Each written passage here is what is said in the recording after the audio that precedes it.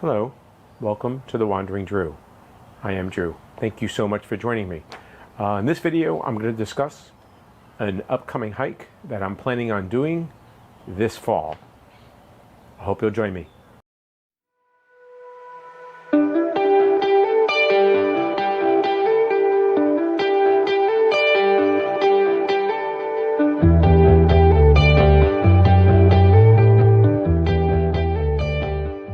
Welcome back and thank you for watching. I have finally decided to return and found the time actually to return to the Pinhoti Trail. And it has been a while since I've done the Pinhoti Trail. As a matter of fact, it's been exactly 2 years. I did the Pinhoti Trail last in October of 2021 during COVID. And I will leave a link to the prior video.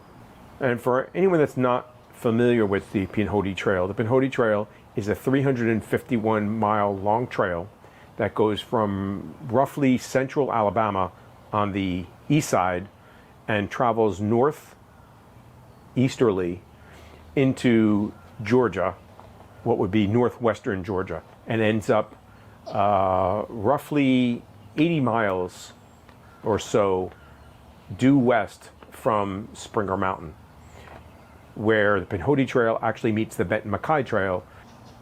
Unfortunately, it's kind of in the middle of nowhere. It's not exactly easy to get to. There are no roads that are right there. You have to walk out or walk back in.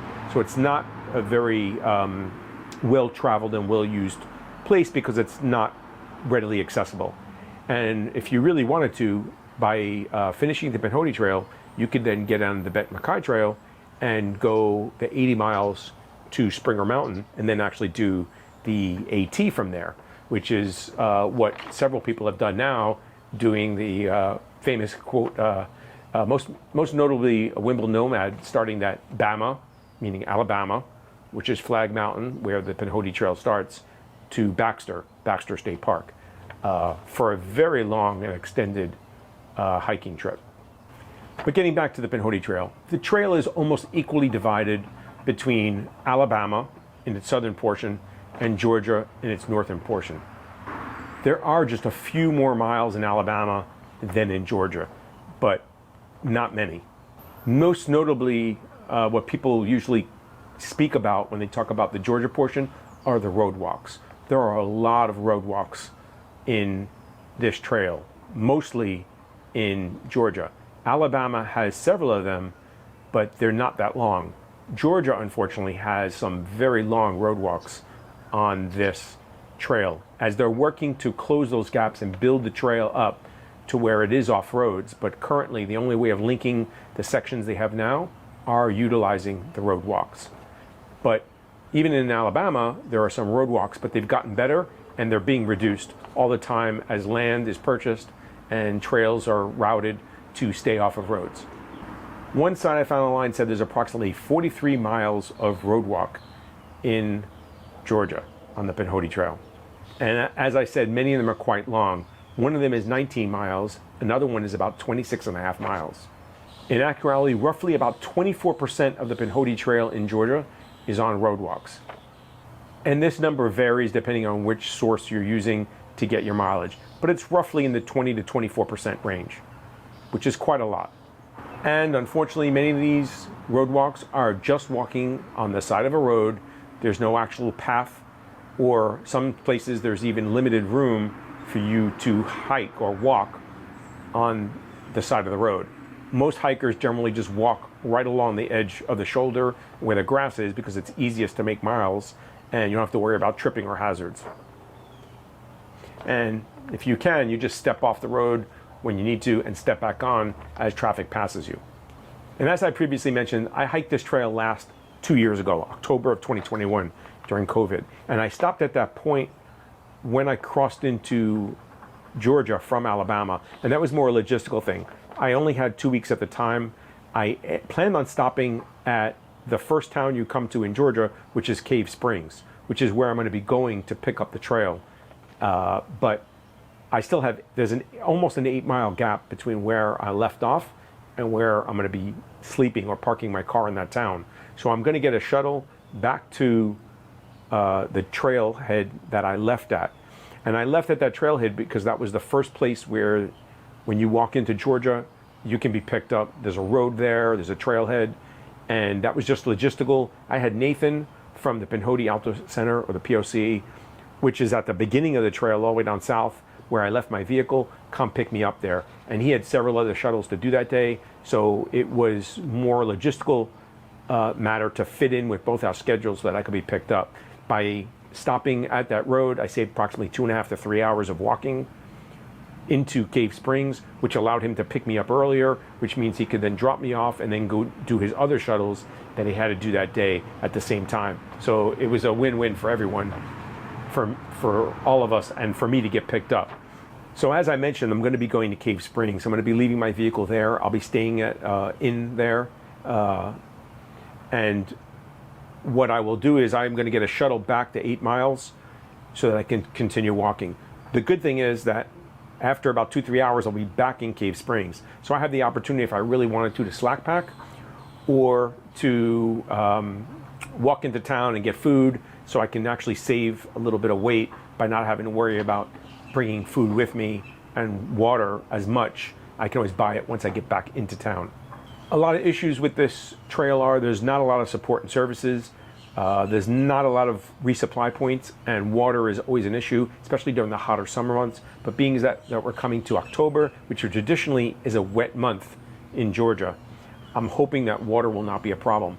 Temperatures are cooling off, so I think that will also help me in needing less water. This trail is very doable. You just need to plan out where you're going to resupply and how much you're going to carry. Services, like I said, are much better further south on this trail than I think they are further north. And when you come to a town, you have to take advantage of them. But it is very doable, and I think things are improving as this trail has become more and more popular. It's growing in popularity, which means more people are using it.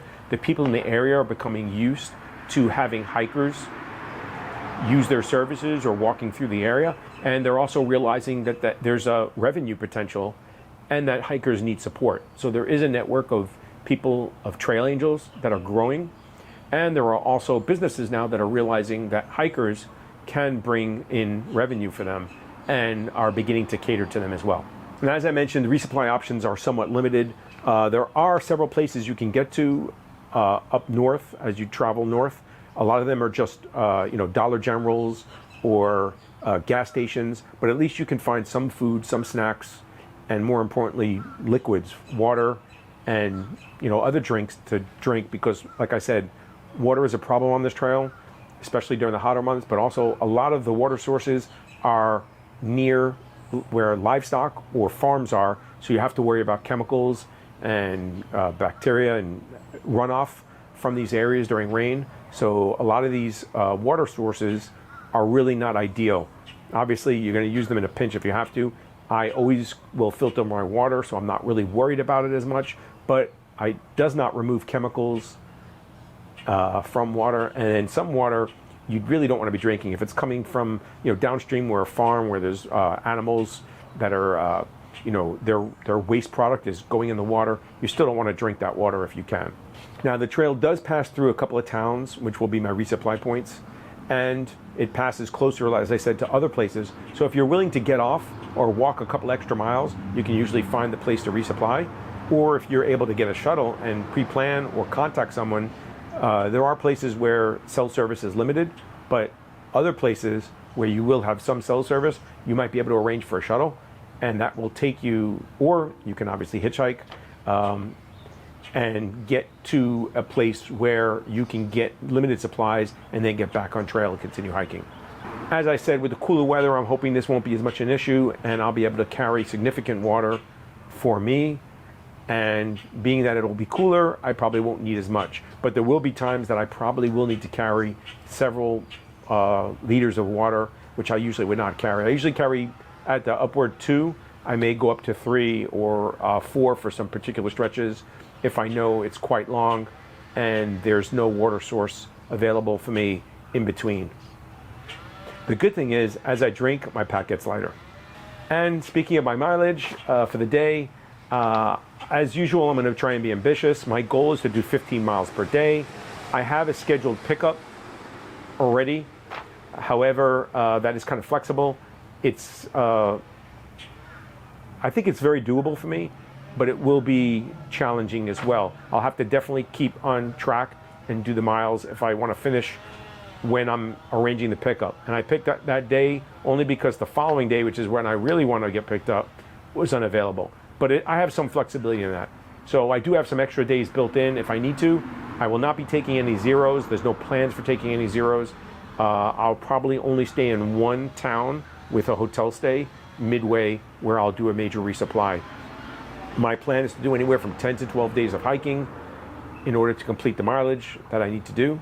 And that mileage is approximately 170 miles, including backtracking along the trail where I can get picked up. Because as I said, this area is the end of the trail is actually in the middle of nowhere. There are no roads that lead right there, no path except for walking back on the trail. So at that rate, if I can do 15 miles a day, I'll finish in around 12 to 13 days, which is what I'm hoping to do. However, but in reality, I'm going to try and push a little more. I think the days will lead myself to do more mileage. I think that's possible, especially with some of the road walks where there are long stretches. There's nothing to do but get the miles done, get them over with. So I really will prefer and try and aim for almost a 20-mile day, or even better if I can, depending on the day. I have about 11 and a half hours of daylight at this time of year that I believe that I can make my miles. If I can keep, walking for, 8-9 hours at 2 to 3 miles an hour, I should be able to make my mileage, no problem. The question will just be, obviously supplies, energy levels, water, and my feet, if I'm able to keep going. Campsites will be few and far between. A lot of them will be stealth sites that I'll have to find because there are no, there's no shelters really on this trail to where I am going right now. There are a couple of campsites that are available, or cabins, but I'm not looking to rent them. And then some of these sites are even off trail. So not wishing to do an extra mile or two just to get off and then have to walk back, I may elect to more or less find the place along the trail and camp there. I will be doing almost all the road walks. A lot of people do skip them. There is one section that I'm contemplating skipping and taking a shortcut through the road walks that goes into a town. It would shave about 4 miles off of my mileage that day. Not significant, but good enough. That's an hour, hour and a half of time savings. And I may in fact do that. It'll allow me to go into town, pass a restaurant actually with a little extra mileage, and get some food that day. So that's a possibility midway that I may bypass one little loop and take a shortcut. Another issue that's commonly mentioned on this trail are dogs, or aggressive dogs, while you're walking along the roads. And it's a rural area, and there are a lot of loose, aggressive dogs coming from the farms and the houses there. I'm not really too concerned about them. Most people, it's not always an issue. I haven't really heard of hikers being bit.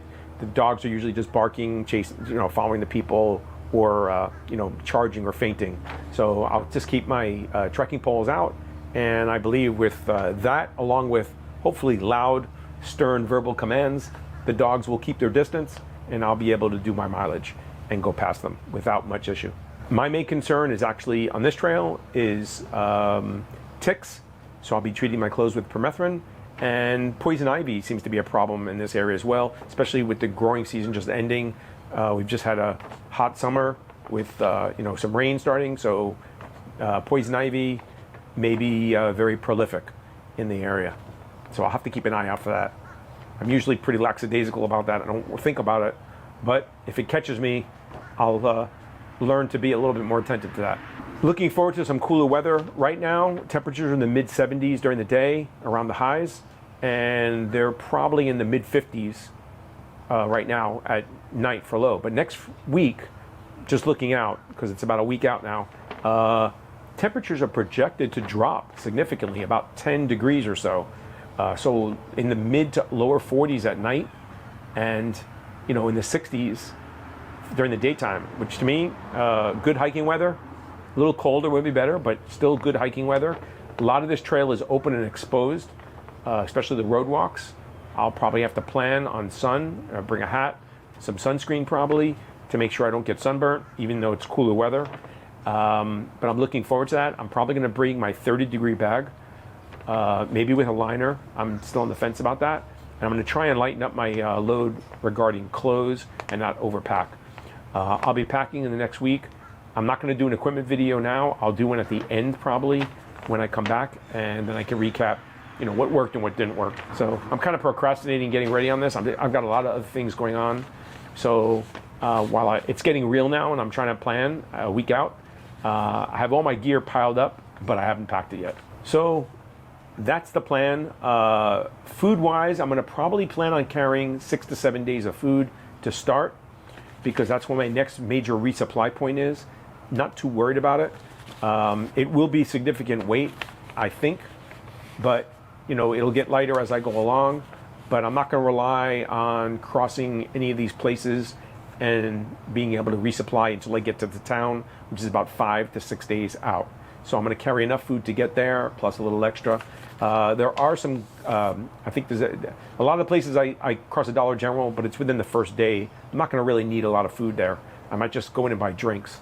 And there's some gas stations you pass. However, there's a restaurant or two that's been indicated as open, and now some people are indicating that they might be closed and unavailable. So I can't rely on any of these businesses. I don't want to put all my faith in a business being open, and when I get there, I find out I'm in trouble.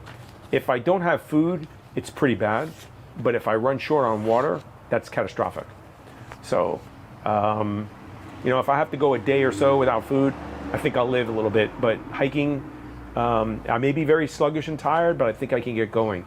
But to deal with no water is not an option, really. That's a recipe for disaster.